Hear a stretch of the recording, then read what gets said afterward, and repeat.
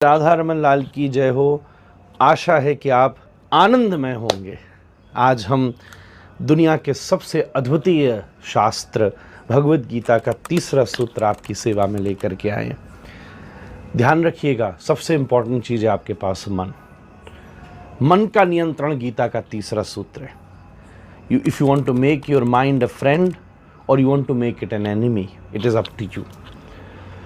हम लोग अभी कार्तिक मास में दिवाली के समय दीपदान करते थे, तो बड़ी अद्भुत बात हुई।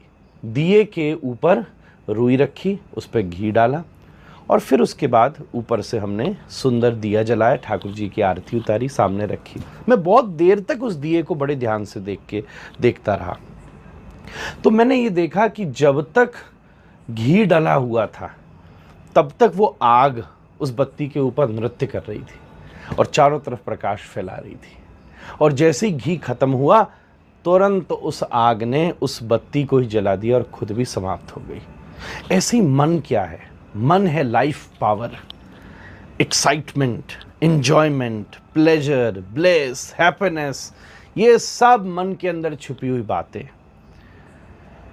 मैं आपसे सच बात कहूं, मन के ऊपर अग्नि जैसे रुई के ऊपर नृत्य कर रही है ना, ऐसे आपके आसपास मन के आनंद नृत्य करना चाहिए।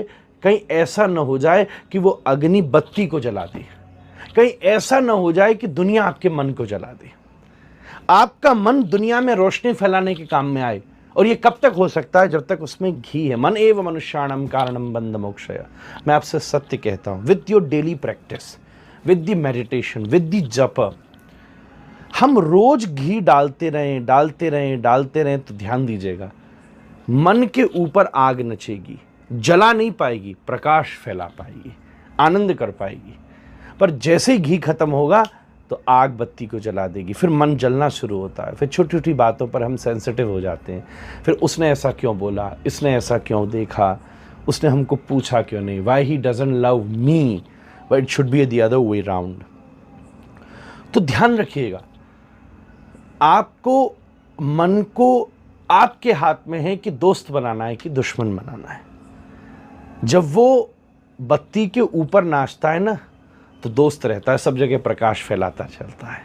और जब बत्ती को जला देता है तो फिर कैसी बाद में बत्ती की जलने की बदबू भी आती है, कार्बन भी रिलीज होता है, काला भी कर देता है, फिर तो ऐसे ही जीवन हो जाता है ना। इसीलिए इसके लिए सबसे पहली चीज़ है कि मन को नियंत्रित करने के लिए कुछ डेली प्रैक्टिस को अचीव कीजिए। मन को ट्रेन करना पड़ेगा रोज, धीरे धीरे। जैसे बच्चे को हम ट्रेन करते हैं, भाई खाना है तो तू सीट के ऊपर बैठ जा, फिर पूजा करनी है तो ऐसे जा, घर में आना है तो शूज़ उतार कर आ। भाई रोज़ हमने ट्रेनिंग ही तो उसको दी है कि भाई अगर तू कोई देख रहा है तो बिल्कुल ऐसे नहीं ना, कपड़े पहन करके रखना। ऐसे ही धीरे धीरे मन को ट्रेन करना पड़ेगा विद वन थिंग। थोड़ा सा रोज माला लीजिए, मन लगे या ना लगे, धीरे धीरे कहीं भी जाए मन उसको छोड़ो, पर हरे कृष्ण कृष्ण कृष्ण हरे हरे, हरे राम राम राम हरे हरे, इसका रूटीन बनाना शुरू कीजिए। तो क्या होगा, कुछ दिन मन लगा, फिर कुछ दिन नहीं लगा, फिर लगा, फिर कुछ दिन नहीं लगा, फिर लगा, फिर कुछ दिन, पर धीरे धीरे मन को एक रूटीन की अभ्यास हो जाएगा। अभ्यासेन गत कौन्तेय, रोज अभ्यास हो जाएगा। एक न्यूयॉर्क में मेरे डिसाइपल रहता था, मुझे पता चला वर्ल्ड ट्रेड सेंटर के ठीक सामने उसका ऑफिस था, और लगभग उसने 45 वर्ष एक ही घर में रहकर एक ही ऑफिस में जॉब करी। अब तो वो मेरी कथाओं में आता रहता है, मेरा बहुत क्लोज है। बट ही टोल्ड मी कि जिस दिन उसका रिटायरमेंट हुआ, 45 साल उसने सेम रूटीन फॉलो किया। सुबह इतने बजे उठना, इतने बजे गाड़ी जाके उस ट्रेन स्टेशन पे पार्क करना, इतना ट्रैवल करके मैनहट्टन जाना, इतने बजे ऑफिस चले जाना। बिकॉज 45 साल उसने चाहते न चाहते, सुख में दुख में, अच्छे में बुरे में, उस रूटीन को फॉलो किया है। आज जब उसका रिटायरमेंट हुआ, खूब आज अच्छा उसको वहाँ से गुड बाय मिला, गिफ्ट्स मिले, बहुत अच्छा प्रोग्राम हुआ। वो घर आया और सो गया, पर अपने रूटीन के हिसाब से literally he got up in the morning. वो रेडी भी हो गया, वो गाड़ी लेकर पहुंच भी गया, आपको जानकर आश्चर्य होगा, जब वो ऑफिस के दरवाजे पर पहुंचा तब उसको रियलाइज हुआ, ओ मेरा तो रिटायरमेंट हो चुका है। एक, क्योंकि वॉचमैन ने कहा सर अगेन आप आज कैसे आए, यू डिडंट एंजॉय, कोई काम रह गया था आप, तो उसको हिट हुआ। देन ही रियलाइज, ओ मैं तो 45 साल से जो काम कर रहा था, मेरा सुबह रात की थकान और सुबह की सोच ये रजिस्टर ही नहीं कर पाई कि मुझे आज ऑफिस नहीं आना था। लिटरली ही टोल्ड मी कि उसको कम से कम 6 महीने लगे 45 साल के रूटीन को तोड़ने के लिए। तो रूटीन मन को इस प्रकार से अभ्यास में ले आता है। हम मन को दुनिया में लगाते हैं, अच्छी बात है, वो दुनिया स्टिकी है, उसकी तरफ चिपक जाता है, पर मैं आपसे विनती करूं, एलिवेट करने की कोशिश कीजिए।